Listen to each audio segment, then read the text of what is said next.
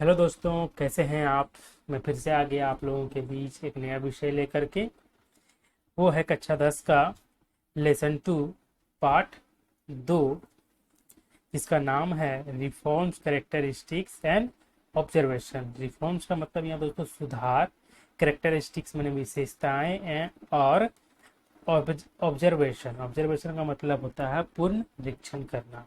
ठीक है, तो इस पाठ में हम लोग देखेंगे कि 19वीं शताब्दी में, ठीक है, बंगाल में क्या क्या सुधार किए जा रहे थे, बंगाल के समाज में क्या क्या सुधार किए जा रहे थे, उसके बारे में हम लोग चर्चा करेंगे या इस पाठ में हम लोग पढ़ेंगे। तो पढ़ने से पहले हम लोग देख लेते हैं कि सामाजिक सुधार क्या होता है।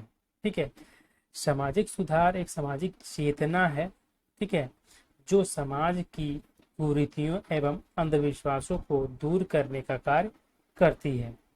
ठीक है, अब देखिए आगे है, समाज का सुधार धीरे धीरे होता है, एकदम से नहीं होता है। ठीक है, कहने का मतलब है ये दोस्तों कि समाज में जो वर्षों से चली आ रही कुरीतियां अंधविश्वास है, उसको समाज से दूर करने में, ठीक है, वक्त लगता है। धीरे धीरे समाज में जो लोग रहते हैं उनकी जो मानसिकता को बदलना, ठीक है, उनमें सामाजिक चेतना का संचार करना, वो जो है एक धीमी प्रतिक्रिया है या धीरे धीरे से होता है, एक बार में नहीं होता। अगर कहने का मतलब ये है कि अगर हम आज सोच रहे हैं कि उठें और बोलें कि चलिए समाज का सुधार करने चलते हैं, एकदम से समाज का सुधार करने चलते हैं, तो ऐसा नहीं है कि आज ही हम गए और आज ही समाज का सुधार कर दिए। ऐसा नहीं है। समाज को सुधार करने में जो बुराइयां हैं समाज की, उसको दूर करने में, लोगों को उसको एक्सेप्ट करने में, ठीक है, अच्छाई को एक्सेप्ट करने में क्या है, वक्त लगता है। ठीक है, तो अब आगे चलते हैं, हम लोग देख लेते हैं कि समाज सुधारक किसको बोलते हैं। ठीक है, ये वे लोग होते हैं जो समाज में फैली, ठीक है, अंधविश्वासों, कुरीतियों, ठीक है, आदि का अपने साहित्यों, समाचार पत्रों, धारावाहिक यानी कि नाटकों, ठीक है, नाटकों से समाज का सुधार का कार्य करते हैं। ठीक है, इन्हें क्या कहा जाता है, समाज सुधारक कहा जाता है। ठीक है, यहाँ तक हम लोगों ने देखा कि समाज सुधार क्या है और समाज सुधारक किसे कहा जाता है। ठीक है, समाज सुधार क्या है और समाज सुधारक किसे कहा जाता है। तब आगे हम लोग बढ़ते हैं कि 19वीं शताब्दी में बंगाल में क्या क्या सुधार किए गए थे और इसके कौन कौन से सुधारक थे, सामाजिक सुधारक कौन कौन से थे और क्या क्या सुधार किए गए थे और कौन कौन सी पत्रिकाएं जो थी प्रकाशित हो रही थी। ठीक है, तो आगे देखते हैं हम लोग कि 19वीं शताब्दी के उत्तरार्ध में, ठीक है, उत्तरार्ध में बंगाल में जो है सामाजिक जो सुधारक जो थे, ठीक है, वे अपने धारावाहिक लेखन के द्वारा, समाचार पत्रों के द्वारा एवं अपने साहित्यों के द्वारा लोगों को जागरूक करने का कार्य कर रहे थे। समाज में क्या है, एक नई चेतना का संचार कर रहे थे। ठीक है, उन सुधारकों में आगे देखते हैं हम लोग कि उन सुधारकों में कौन कौन से लोग थे। ठीक है, प्रमुख सुधारकों में मैंने 19वीं शताब्दी के बंगाल में जो समाज सुधार जो चल रहा था, उसमें से जो लोग थे वे थे राजा राम मोहन राय, ईश्वर चंद्र विद्यासागर, बंकिम चंद्र, ठीक है, ईश्वर चंद्र गुप्त, अक्षय कुमार दत्त, उमेश चंद्र दत्त, पियरी चंद्र मित्र, आशुतोष घोष, संतोष कुमार दत्त आदि, ये लोग जो थे उस समय के प्रमुख समाज सुधारकों में से एक थे। ठीक है, अब आगे बढ़ते हैं। अब ये जान लेते हैं कि उस समय जो थे कौन कौन सी प्रमुख पत्रिकाएं प्रकाशित हो रही थी। ठीक है, तो उस समय जो है पत्रिकाएं प्रकाशित हो रही थी, जिसमें से है दिग्दर्शन जो 1818 में प्रकाशित हुई थी, समाचार दर्शन जो है वो भी 1818 में प्रकाशित हुई थी। ठीक है, अब आगे बढ़ते हैं, देखते हैं पेज को हम पलट लेते हैं। ठीक है, देखिए यहाँ पे जो है, ठीक है, यहाँ पे जो है दूसरी जो पत्रिका थे बंग दर्शन जो था, ठीक है, 1872 ईस्वी में प्रकाशित किया गया था। संवाद कौमुदी, ठीक है, 1821 में प्रकाशित किया गया था। तत्व बोधिनी 1843 में प्रकाशित किया गया था। ठीक है, और बंग दूत जो है 1851 में प्रकाशित किया गया था। और सोम प्रकाश भी 1851 में प्रकाशित किया गया था। ये सब जो थे प्रमुख पत्र थे जो उस समय थे समाज में फैले अंधविश्वासों, कुरीतियों, ठीक है, नारी शिक्षा का उत्थान करना, ठीक है, सती प्रथा का अंत करना, ठीक है, ये सब जो भी अंधविश्वास, कुरीतियां फैली हुई थी समाज में, इन पत्रों के द्वारा समाज के सुधारक जो थे सुधार का कार्य कर रहे थे। ठीक है, अब आइए आगे बढ़ते हैं और देखते हैं वाम बोधनी पत्रिका के बारे में। ठीक है, तो वाम बोधनी पत्रिका, ठीक है, 19वीं शताब्दी, ठीक है, 19वीं शताब्दी के उत्तरार्ध में स्त्रियों की सामाजिक दशा का वर्णन जो था, स्त्रियों की जो दशा थी, ठीक है, कैसी थी, उसका वर्णन जो है वाम बोधनी पत्रिका में किया गया है। ठीक है, इस वाम बोधनी पत्रिका के संस्थापक थे, उनमें से तीन जो थे, इनके तीन संस्थापक जो प्रमुख थे वे थे उमेश चंद्र दत्त, आशुतोष घोष और संतोष कुमार दत्त। ये जो थे, ये तीनों जो थे वाम बोधनी पत्रिका के प्रमुख संपादकों में से एक थे। ठीक है, तो इसका जो है वाम बोधनी पत्रिका का, ठीक है, वाम बोधनी पत्रिका का प्रथम जो है प्रकाशन किया गया था अगस्त 1863 ईस्वी में। कब किया गया था? 1863 ईस्वी में। इस वाम बोधनी पत्रिका में क्या किया गया था? स्त्रियों का उद्धार के बारे में चर्चा किया गया है। ठीक है, इसमें क्या है? स्त्रियों के उद्धार के बारे में कहा गया है। उद्धार का मतलब हो गया उसको शिक्षा के क्षेत्र में बढ़ावा देना, ठीक है, उनसे उनके मन से कुसंस्कार, भय आदि को दूर करने का कार्य ये वाम बोधनी पत्रिका कर रही थी। ठीक है, अब आगे देखते हैं कि इसका उद्देश्य क्या था। वाम बोधनी पत्रिका का उद्देश्य क्या था? उस समय जो बंगाल में क्या था, बंगाली जो गृह वधू थी, ठीक है, उसमें क्या है शिक्षित करना, उनको क्या करना था? शिक्षित करना था। उन्हें सामाजिक भूमिका में महत्व दिलाना था, माने समाज के क्षेत्र में उनको खड़ा करना। ठीक है, समाज के जो भी महत्वपूर्ण भूमिका उसको निभा सके, ठीक है, उनमें उनको महत्व दिलाना था। ठीक है, अब आइए देखते हैं वाम बोधनी पत्रिका के क्या कार्य थे, उसमें क्या कार्य था। ठीक है, तो मन से भय को दूर करना था। ठीक है, स्त्रियों के मन में जो भी भय था, उस समय के समाज में जो भी स्त्रियों के मन में जो भय था उसको दूर करने का कार्य करना था। कुसंस्कार को दूर करना था। ठीक है, उसमें ज्ञान का प्रकाश करना था। उनके मन में क्या था? उनको ज्ञान का प्रकाश करना था। ठीक है, ताकि वो समाज में आगे बढ़ सके। सामाजिक दुर्बलता को दूर करना था, मैंने सामाजिक जो दुर्बलता हो गई थी उनके मन में, ठीक है, तो उनको क्या करना था? उनको दूर करने का कार्य जो है वाम बोधनी पत्रिका कर रही थी। ठीक है, तो अब देखिए 19वीं शताब्दी में जो थे वाम बोधनी में क्या क्या प्रकाशित किए जा रहे थे। ठीक है, उसमें क्या क्या प्रकाशित हो रहे थे। ठीक है, ताकि समाज का उत्थान किया जा सके और स्त्रियों का भी उत्थान किया जा सके। ठीक है, तो आइए देखते हैं 19वीं शताब्दी में उस समय के समाज, जो उस समय का जो समाज था, वो धर्म, नीति, विज्ञान, इतिहास, घरेलू उपचार, विधि आदि से संबंधित विभिन्न प्रकार की रचनाएं पत्रिका में प्रकाशित किए जा रहे थे। माने उस समय जो भी घटनाएं घट रही थी, इतिहास के क्षेत्र में, विज्ञान के क्षेत्र में हो या घरेलू क्षेत्र में हो, ठीक है, उससे संबंधित कोई भी विषय हो, वह रचनाएं जो रचना के माध्यम से, ठीक है, उस पत्रिका में, माने वाम बोधनी पत्रिका में प्रकाशित होती जा रही थी। ठीक है, और यह वाम बोधनी पत्रिका जो है वो 50 वर्षों तक चलता रहा।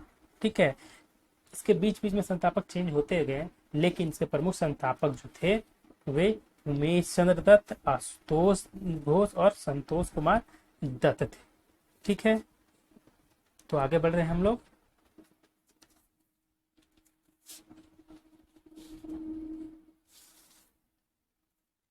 चलिए अब पढ़ते हैं हम लोग।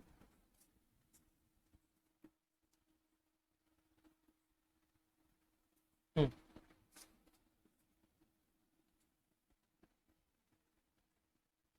चलिए आगे बढ़ते हैं और पढ़ते हैं हम लोग हिंदू पैट्रियट के बारे में। ठीक है, किसके बारे में? हिंदू पैट्रियट के बारे में। ठीक है, हिंदू पैट्रियट के जो थे संस्थापक जो थे वो तीन लोग थे, उसमें भी तीन लोग थे। वो उसमें जो थे मधुसूदन राय, श्रीनाथ घोष और गिरीश चंद्र घोष, ये तीनों जो थे हिंदू पैट्रियट पैट्रियट के संस्थापक थे। ठीक है, जो कि 1853 ईस्वी में किया गया था। किसका? हिंदू पैट्रियट की स्थापना की गई थी 1853 ईस्वी में। ठीक है, हिंदू पैट्रियट जो था अंग्रेजी साप्ताहिक पत्र था। साप्ताहिक का मतलब होता है सप्ताह में एक दिन छपने वाला, प्रकाशित होने वाला पत्र। ठीक है, जो कि कलाकार स्ट्रीट माने गुरुवार को प्रकाशित होता था। ठीक है, अब देखिए इसमें है प्रथम प्रकाशन जो हुआ था इसका, माने हिंदू पैट्रियट का प्रथम प्रकाशन किया गया था 6 जनवरी 1853 ईस्वी में। जिसके संपादक थे, यानी कि संपादक जो थे हरीश चंद्र घोष थे।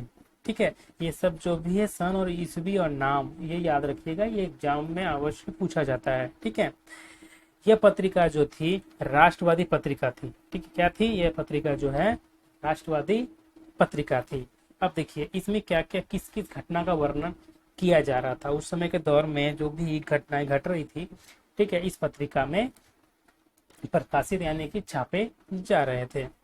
तो 1857 की क्रांति का वर्णन इसमें मिलता है।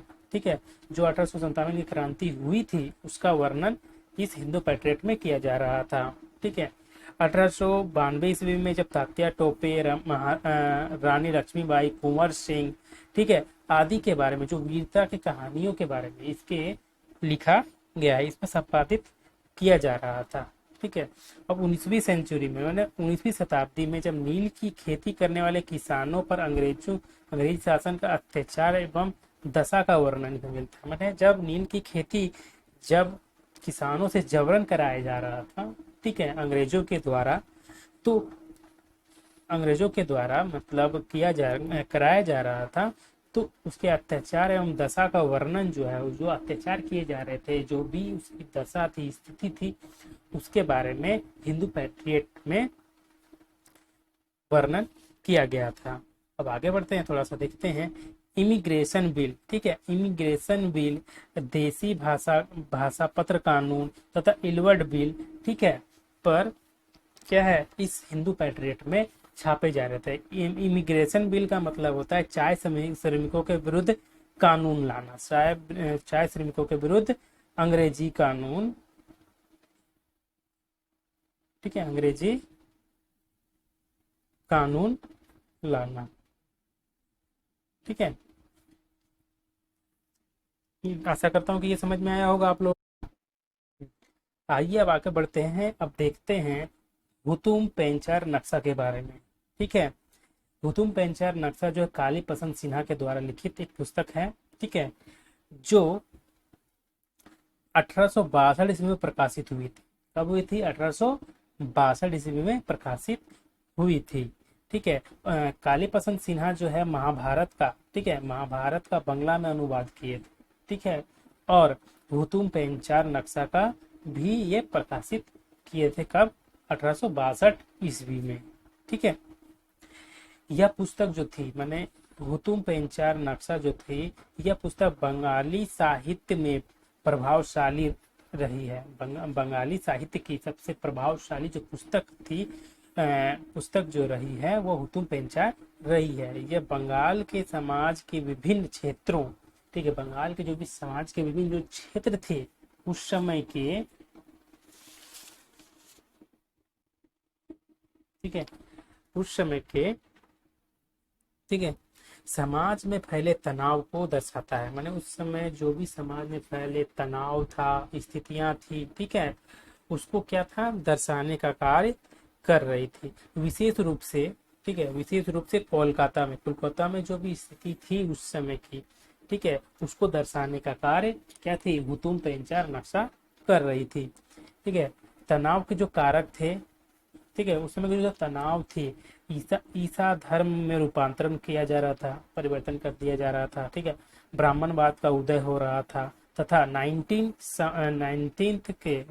सेंचुरी माने 19वीं शताब्दी के सामाजिक सुधार द्वारा अपनाई गई विचारधाराएं, माने 19वीं शताब्दी के जो भी सामाजिक सुधारक थे उनके द्वारा जो भी विचारधाराएं अपनाई जा रही थी, उसमें क्या है, व्यंग्यात्मक तथा रोचक शैली से वर्णन किया गया है, ठीक है। इसमें क्या है, जो भी 19वीं शताब्दी में, ठीक है, 19वीं शताब्दी में जो भी सामाजिक सुधार के द्वारा, ठीक है, अपनाई गई विचारधाराएं थी, ईसा धर्म में रूपांतरण हो रहा था, ब्राह्मणवाद का जो उदय हो रहा था, उसका जो है व्यंग्यात्मक तथा रोचक पूर्ण शैली में वर्णन किया गया है, ठीक है। यहाँ तक समझ में आया होगा आप लोगों को। तब के अब आगे बढ़ते हैं हम लोग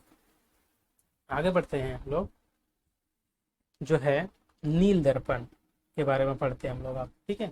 नील दर्पण जो है बंगला नाटक है, ठीक है। क्या है, एक बंगला नाटक है जिसको दीनबंधु मित्र ने लिखा था, ठीक है, जो कि 1858 से 1859 ईस्वी के बीच में लिखा गया दीनबंधु मित्र के द्वारा एक बंगला नाटक है। उसका नाम है क्या है, नील दर्पण, ठीक है। नील दर्पण का देखो यहाँ पे देखिए, सॉरी, नील दर्पण का अंग्रेजी अनुवाद जो किया गया था माइकल मधुसूदन दत्त जी किए थे 1861 ईस्वी में, ठीक है। जो 1861 ईस्वी में जो तत्कालिक, उस समय के जो तत्कालिक गवर्नर थे, उन्होंने इस नाटक को देखा और माइकल मधुसूदन को इसका क्या किया, 1861 ईस्वी में अंग्रेजी अनुवाद करने की अनुमति दी थी, ठीक है। इसमें क्या है, नील दर्पण में किसका वर्णन मिलता है, नील विद्रोह का वर्णन मिलता है। मतलब उस समय, ठीक है, उस समय 1859 ईस्वी में जो भी बंगाल में नील विद्रोह के प्रति, ठीक है, अंग्रेजों का जो अत्याचार था, अंग्रेजों की जो नीति थी, माने अंग्रेजों द्वारा किसान पर किए गए अत्याचार, अंग्रेजी शोषण की नीति जो भी थी, उसके विरुद्ध में एक नाटक के रूप में दीनबंधु मित्र ने नील दर्पण की क्या किया था, एक नाटक लिखी थी, ठीक है, अंग्रेजों के नीति के खिलाफ लिखा गया था। अब आइए देखते हैं कि जुलाई 1861 ईस्वी में, ठीक है, अब देखिए ये नाटक जो है दिनों दिन बढ़ता गया, ठीक है, और लोगों के समाज में इसका एक अलग प्रभाव दिखने लगा। तो वहाँ पे जो तत्कालिक जो कोलकाता के जो सुप्रीम कोर्ट था उस समय, ठीक है, वहाँ के जो जज थे वो क्या किए, नाटक को क्या किए, अवैध घोषित कर दिए, ठीक है, और इसको तत्कालिक रूप से बंद कर दिया गया था, ठीक है।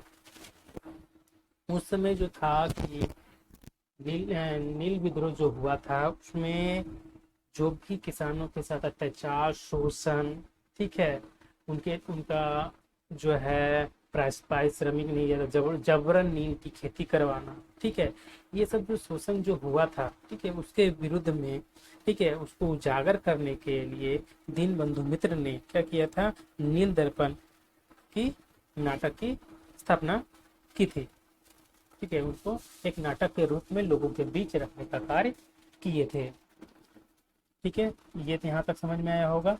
तो आप लोग ये जो सन और ईस्वी है, नाम है, कौन क्या लिखे थे, क्या प्रकाशन हुआ था, उसको आप लोग याद रखिएगा, वो एग्जाम में पूछे जाते हैं, ठीक है।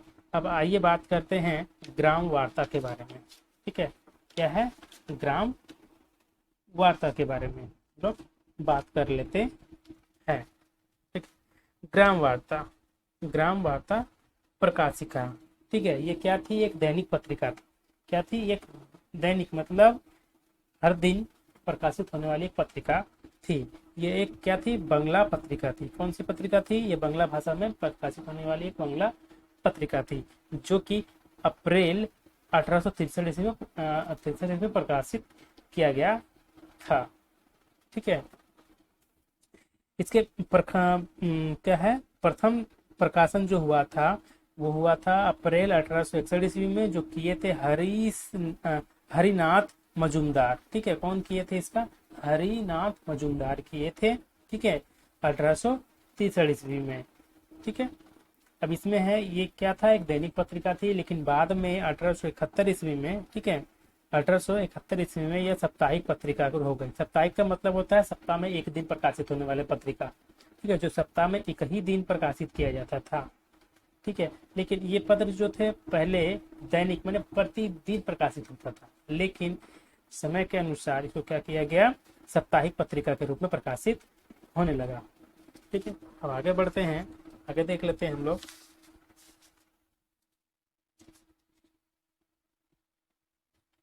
आगे देख लेते हैं, ठीक है। देखिए ग्राम वार्ता में, ठीक है, ग्राम वार्ता में देखिए साहित्य, दर्शन एवं कविताएं, ठीक है, विज्ञान से संबंधित लेख लिखे जाते हैं। किसके किसके लेख लिखे जाते थे इसमें, जो उस समय के जो साहित्य था, साहित्य, दर्शन, कविताएं, विज्ञान एवं संबंधित जो भी लेख होते थे वो इसमें प्रकाशित किए जाते थे, ठीक है।